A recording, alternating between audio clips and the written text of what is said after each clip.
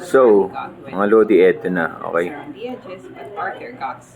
Yung about dun sa Pi domains, alam nyo, maganda yan. Kasi nga, pag naniniwala ako sa Pi Network na yung ecosystem niya lalago at parang maging kaparehas na siya ng Google, Yahoo, at yung mga ibang malalaking tech company ngayon, pwede.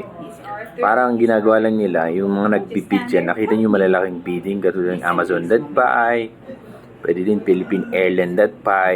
Pag i-check nyo, malalaki yung mga bidding dyan. Bakit? Kasi nga, naniniwala sila, parang ito, nag-stake ka eh, parang naniniwala ka pagdating ng araw, nabibilhin nyo ng Philippine Airlines, kumbaga, lahat na ng mga malaking company gumagamit na o nag-join na sa ecosystem ng Pi Network.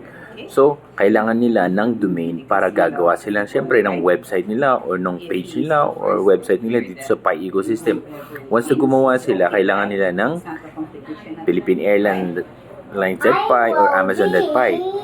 Ngayon, doon nila ilalagay lahat ng mga product nila. Okay, doon makikita para ma-check ng mga community ng Pi Network. Siyempre, paano nila kukunin yung Amazon.py kung meron na nakabili? So, doon nila bibilhin doon sa taong nag-invest or nanalo sa bidding. Okay? So, maghanap na kayo ng mga company sa tingin nyo. Okay? I-bid nyo siya or dapat kayo manalo. Malay nyo, bilhin yan sa inyo ng malalaking company kung mag-join sila in the future. Ganun lang naman yan eh. Okay? So, nasa belief lang yan. Since ngayon naman is gamit na yung Pi Network. Okay? Yung problema lang dyan is hindi nagkakasunod. Marami pa rin naniniwala dun sa mga price na sobrang taas. Pero okay lang. Part yan ng party yan mga Lodi. Okay? Ngayon, eto na. Isa pa, na i-point out ko dito, yung wallet na kung saan na naibalik sa Pi application. So, lahat ng transferable balance, ang tinutukoy ko rin, hindi naman lahat kung merong, basta ako, na-experience ko yun. Kasi merong transferable balance, wala pa yun sa wallet. Wala pa sa wallet, nagpunta agad siya sa Pi application. Okay? So, gets natin yun. Nagpunta sa Pi application, wala pa yun. Lahat ng transferable balance na nakikita nyo sa Pi application, wala pa yun sa wallet. Pero pag sinasabi nyo na meron na, kasi meron din akong naka-lock up. Ibig sabihin, na-send na dun sa wallet ko, may congratulations na. Matagal na to May congratulations na nakalagay.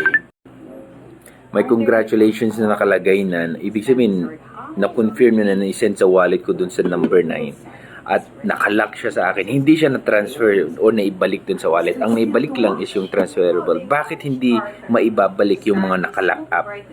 Ibig sabihin, nasa wallet na kasi yun eh. Ang pwede lang maka-access sa wallet mo ay ikaw at ikaw. Depende kung na-hack.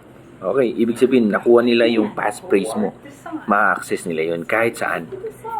Okay, i-open lang nila yung wallet, lagay yung passphrase mo, open nila din. Ayun. Yun yung pinupoint ko dito. Kaya marami nagsasabi sa akin na nasa wallet na daw nila, naka-lock up pero pumunta sa Pi applications. Di ako dyan. Kung ganyan na lang, wala na. Ibig sabihin, alam nila yung mga passphrase nyo. Kaya sabi ko, check nyo kung scam o hindi. Okay? Pag kayo nasa transferable balance pa, possible yun, parang sa akin. Pero yung lock up ko, kasi meron din ako naka-lock up na token, hindi siya naibalik, mga Lodi. Hindi siya naibalik. Andun pa rin siya. Okay? I-check nyo yan. Akin, kamot malala, migrated na nasa wallet na din kanina yun, unlock sabay nawala. Ano ibig sabihin, Lodi, na ni-scam ka? Sa akin kasi yung transferable balance ko, yun lang yung parang bumalik sa unverified balance. Kasi ang sabi nila, pagsasabayin na nila. Okay, pagsasabayin na nila ulit, lahat-lahat na siguro yung mga nakuha mo dun sa transferable balance mo.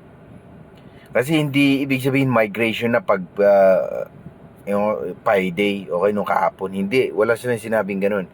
Pero ang alam ko lang, okay, ibinalik ulit yung mga nasa transferable balance mo. Pero ang problema dito ngayon, katulad nito si Lodi, nasa wallet na nawala, na in-unlock, unlock sabay nawala.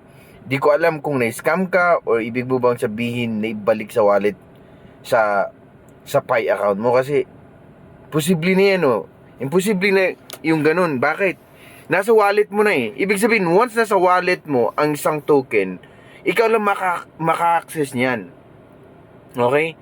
Hindi na nila makukuha yan o may babalik pa kasi nga nasa wallet mo na. Paano nila ma-access yung wallet mo? Okay, paano nila ma-access? Kasi ikaw nang nakakaalam dun sa passphrase. Kaya maraming nagsasabi, nasa wallet ko na Imposible yan, baka na-scam kayo mga lodi. Kasi may mga nare-receive din ako message. Nasa wallet ko na, ganun-ganun. Tapos biglang nawalan, balik. So hindi pwedeng ganun. Okay? So paki-check lodi, baka na-scam ka. O yung mga ibang kasama natin dyan, na sinasabi nila, bumalik daw. Okay? Bumalik.